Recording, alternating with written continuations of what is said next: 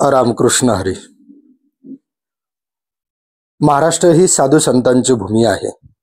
भारत हे पुण्यभूमी म्हणून भारताकडे बघितलं जातं. भारतीय संस्कृतीमध्ये सर्वात महत्वाचा घटक जर काय असेल तर तो म्हणजे भारतातली अध्यात्म चळवळ आहे. संत चळवळ किंवा साधू संतांचा जो विचार आहे तो विचार या देशाला आणि या समाजाला सत्याच्या, शांततेच्या आणि भक्तीच्या मार्गाकडे घेऊन जाणार आहे. व्यावहारिक आणि सांसारिक जीवनातल्या कटकटीला कंटाळून किंवा त्या जबाबदारीपासून माणसाचं मन हे प्रचंड विषण्ण झालेलं असतं आणि अशा वेळेला कुठंतरी श्रद्धा ठेवली आणि मंदिरामध्ये जाऊन आलं की मनाला एक शांतता लाभत असते. तेच मंदिर आज जर समजा राजकारणाचे होत असतील किंवा मंदिराची उभारणी किंवा मठाची उभारणी जिथं होती त्या मठात आणि त्या मंदिरात जर भक्तीच्या ऐवजी राजकारण जर होत असेल तर मग त्या महंताला किंवा त्या मंदिराच्या ट्रस्टीला भक्तीतला आणि राजकारणातला फरक कळालाय का हे बघावं लागेल. गावच्या सोसायटीच्या ग्रामपंचायतीच्या राजकारणासारखं गटतट जर प्रतिष्ठानमध्ये किंवा मंदिरामध्ये किंवा मठामध्ये जर तसे पडू लागले आणि दोन्ही गट धर्मदायमध्ये जाऊन उपोषणाला बसून एकमेकांच्या चारित्र्यावर, एकमेकांच्या व्यवहारावर, एकमेकांवर जर भ्रष्टाचाराचे आरोप करू लागले तर मग समजून घ्यायचं की ह्यांना आणखीन परमेश्वर समजला नाही किंवा ह्यांच्यामध्ये आणखीन भक्ती रुजलेली नाही. कारण अध्यात्म हा तो विचार आहे जो षडरिपूच्या पलीकडे जाऊन मानवी मनाला शांततेकडे घेऊन जाणारा विचार असतो. ज्या वेळेला जगाचं सगळं वैभव ज्यांच्याकडे होतं, श्रीमंती होती, 12 गावचे त्यांच्या वतनदारी होती, सावकारकी होती, एवढा मोठा व्यापार घरी असताना सुद्धा पैसा मुबलक आहे, सावकारकी मोठी आहे, तरी सुद्धा गोर गरीब शेतकऱ्यांवर कर्ज आहे आणि दुष्काळ पडलेला आहे म्हणून ते सुद्धा जगले पाहिजेत आणि त्यांना सुद्धा जगण्याचा अधिकार आहे म्हणून त्यांना दिलेल्या कर्जाच्या ओया निहून इंद्रायणीमध्ये बुडवणारे जगद्गुरु संत तुकाराम महाराजांनी जो अध्यात्माचा मार्ग सांगितलेला आहे तो आणि त्यांनी जी भक्ती दाखवून दिलेली ती भक्ती त्यांच्या अभंगावर कीर्तन करणारे आणि त्यांच्या अभंगावर भजन करणाऱ्यांना समजली नाही. हे बोलण्याचं सांगण्याचा संदर्भ असा की मराठवाड्यामध्ये बीड जिल्हा सध्या एके ठिकाणी एका संस्थेमध्ये महाराजांनी जे मुलं कीर्तन भजन शिकायला राहत होते त्या मुलाच्या पालकाला खोलीमध्ये घेऊन मारहाण केली काट्यानी वगैरे असा त्यांच्यावर आरोप आहे. आणि जे संस्था चालवत होते, जे मंदिर भजन कीर्तन करत होते, त्यांचं म्हणणं की त्यांच्या पाठीमागं दुसऱ्या गडाचे महाराज आहेत आणि ते आम्हाला बदनाम करायला निघालेत. अरे जिथं सूड बदला राजकारण अशा गोष्टी येतात त्या ठिकाणी अध्यात्म नसतं. तुम्ही जर भजन कीर्तन शिकवणार जर खरंच अध्यात्माचं काम करत असाल आणि मुलांना त्या मार्गावर घेऊन जात असाल तर पहिल्यांदा तुमच्या क्रोधावर, तुमच्या रागावर, तुमच्या मनावर तुम्हाला नियंत्रण ठेवता आलं पाहिजे. ते आलेलं नाही. आज त्या ठिकाणी जिथं भजन कीर्तन चालायला पाहिजे तिथं FIR फाटले चाललेत, आरोप एकमेकांवरती केले चाललेत. जिथं भक्तीमध्ये लोक शांततेत बसायला पाहिजे तिथं भांडण करून एकमेकांचा द्वेष करायला लागलेत. म्हणजे अध्यात्म, धर्म, देव हे तुम्हाला एकमेकाचा द्वेष नाही तर एकमेकांवर प्रेम करायला शिकवत असतं. हे साधं अध्यात्मातला जो पाया आहे तो सुद्धा कळाला नाही. विचार करा, ज्या 4 भावंडांना इथल्या समाज व्यवस्थेनं स्वीकारलं नाही परंतु समाजामध्ये ज्या वरिष्ठ वर्गाची सत्ता किंवा कारभार होता त्यांनी त्यांना साधं भिक्षा मागू दिलं नाही. म्हणजे इतभर पोटाची टिचभर खळगी भरण्यासाठी 2 घास आणि घोटभर पाणी ह्याला सुद्धा मोतात केलं होतं. त्या भावंडांनी कुणाच्याही विरोधामध्ये सुडाची, द्वेषाची, बदल्याची भावना कुठंच व्यक्त केली नव्हती. मी असं म्हणतो की जगामध्ये जर मानवतावाद किंवा मानवी हक्क असेल तर त्याच्या पलीकडे जाऊन पसायदान आहे आणि पसायदानानं जे मानवी हक्क दिलेले आहेत ते मानवी हक्क जगामध्ये खऱ्या अर्थानं मानवता शिकवणारे आहेत.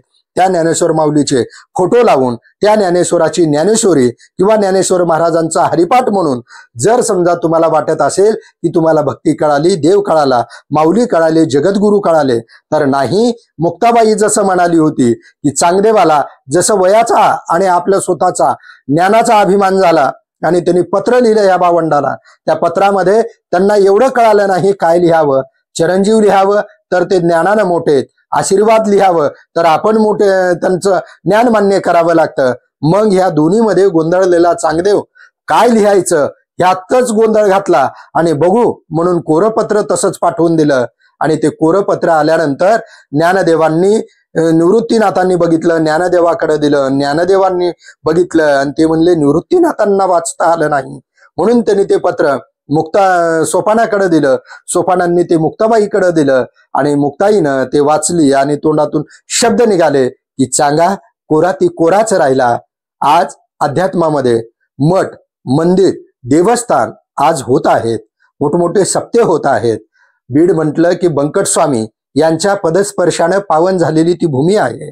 चाकरवाडीकर महाराज असतील किंवा भगवानगड असेल, या सगळ्या ह्याच्यामध्ये अध्यात्माचं सगळ्यात मोठं तिथं संस्कार, मंदिर आणि मोठमोठे गड त्या ठिकाणी आहेत. आणि त्याच ठिकाणी जर समजा एखाद्या मठाच्या किंवा एखाद्या मंदिराच्या वर्चस्वावरून किंवा तिथल्या वारसावरून वाद होत असतील आणि एकमेकांचा एकमेकांच्या विरोधात सोसायट्या, ग्रामपंचायतीच्या राजकारणासारखं जर गटबाजी होत असेल, तर मी असं म्हणेल की मंदिर किंवा मठ या गोष्टीमध्ये समाजाचं जे दिशादर्शन आणि समाजाला अध्यात्माची, भक्तीची जी दिशा दाखवायची असती, ती दिशा दाखवणाऱ्यालाच आधी कळाली का हे बघणं गरजेचं आहे. कारण रामेश्वर भट्टाने कितीही त्रास दिला तरी तुकाराम महाराजांनी त्यांच्या विरोधामध्ये कधीही कुठेही कुणाला काही सांगितलं नाही. मग अध्यात्म करणं म्हणजे भक्ती करणं हे त्याग आहे, समर्पण आहे, वैराग्य, विवेक आहे. जिथं वैराग्य असतं, जिथं विवेक असतं, तिथं बडेजावपणा किंवा एकमेकांचं पाये ओढणं, द्वेष करणं हे शिकवलं जात नाही. अलीकडल्या घटना जर बघितल्या तर त्या घटनेतून एकच दिसतंय, भक्ती, अध्यात्म, विवेक, वैराग्य ही जी भक्ती चळवळ होती साधू संतांनी सांगितलेली, ती सोडून आज सत्ता पाहिजे, आज तिथला पैसा पाहिजे. आज लोकांच्या समोर तुम्ही महाराज म्हणून भगवे कपडे घातले की हजारो लोक येऊन तुमचं दर्शन घेतात. या वरल्या रंगाला भुलत म्हणजे तुम्हाला अध्यात्म कळालं नाही. म्हणून की काय संत चोकोबा असं म्हणाले, काय भुललाशी वरली या रंगा, ऊस डोंगा परी रस नवे डोंग, काय भुललाशी वरली या रंगा. हे फक्त वरल्या रंगाला भुलणं झालं. आणि अशा देखाव्यानं समाजामध्ये अध्यात्माकडे बघण्याची प्रतिमा किंवा भक्तीकडे बघण्याची प्रतिमा ही तुमच्यामुळं चुकीचा मेसेज जात आहे. याचंही तुम्ही कुठंतरी भान ठेवा. अध्यात्म चांगला आहे. भक्ती चळवळ ही मानवी मनाला शांतता देणारी आणि तुमच्या जीवाला सज्जनपण देणारी, तुमच्या जीवनाची मुक्तीचा मार्ग सांगणारी आणि एकमेकांना माणुसकी, दया, प्रेम, माया, ममता, वात्सल्य या गोष्टी शिकवणारी आणि म्हणूनच मानवामध्ये स्त्री असेल, पुरुष असेल, विवेक, वैराग्य, शांती, क्षमा, दया, तेथे विश्रांती देवाची असते, साधू संतांची असते. त्याला खऱ्या अर्थानं देव, साधू संत असं म्हणत असतात. आणि आपण जर समजा तेच जर समजून न घेता तर तुम्हाला मंदिर किंवा मंदिरामध्ये, मठामध्ये जी भक्ती होती, जी अध्यात्म होतं ते कळता. गावच्या ग्रामपंचायतीच्या, सोसायटीच्या राजकारणासारखे तुम्ही जर राजकारण करायला लागलात तर मग तुम्हाला देव कळणं आणि तुमच्या जीवनाचा अर्थ कळणं हे दूरच राहणार आहे. अध्यात्मही कळालं नाही, फक्त तुम्हाला अक्षर कळाले, त्या अभंगातला अर्थ कळाला नाही. जर ज्ञानेश्वरी कळाली असती किंवा तुकाराम महाराजांची गाथा आणि त्या गाथेतला एक अभंग, त्या अभंगातली एक ओळ जरी कळाली असती तर तुम्ही दया, क्षमा, शांती केली असती. राग, द्वेष, राजकारण, बदला, सूड हे केलं नसतं. एवढंच सांगणं थांबतो. रामकृष्ण हरी.